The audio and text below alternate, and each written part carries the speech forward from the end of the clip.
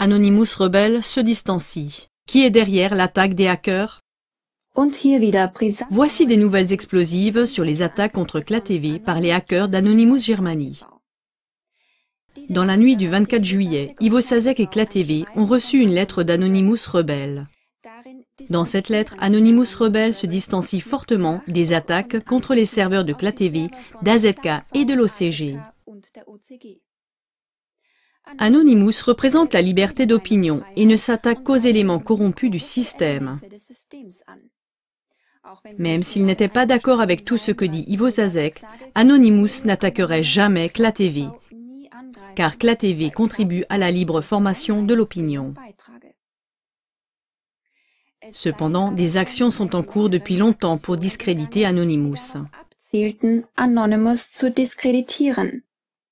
Comme preuve, certains liens vers des déclarations répétées d'Anonymous contre de fausses actions d'Anonymous ont été joints.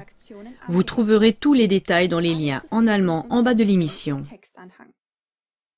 Les actions réelles d'Anonymous seraient catégoriquement étouffées par la presse grand public.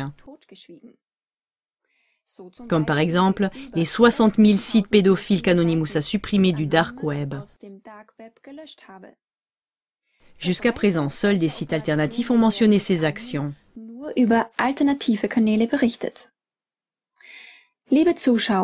Chers téléspectateurs, si c'est le cas, comme le prétendent Anonymous Rebel, la grande question est alors de savoir qui est réellement derrière les attaques de hackers qui sont menées au nom d'Anonymous.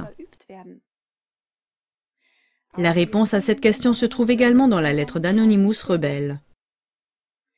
Selon Anonymous Rebel, derrière de telles attaques, comme celles que KlaTV, Ivo Sasek et l'OCG viennent d'expérimenter, il n'y a personne d'autre que l'Antifa et les éléments corrompus des services secrets et le portail d'information Watson qui travaillent en collaboration avec le service fédéral de renseignement allemand.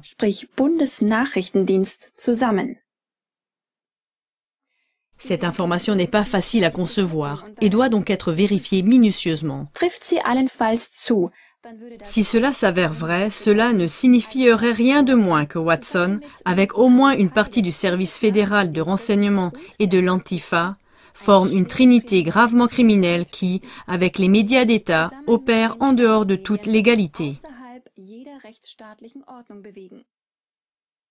Ce serait alors un devoir inévitable pour toute véritable justice restante de freiner ces énergies hautement criminelles avant qu'elles ne dégénèrent en guerre civile.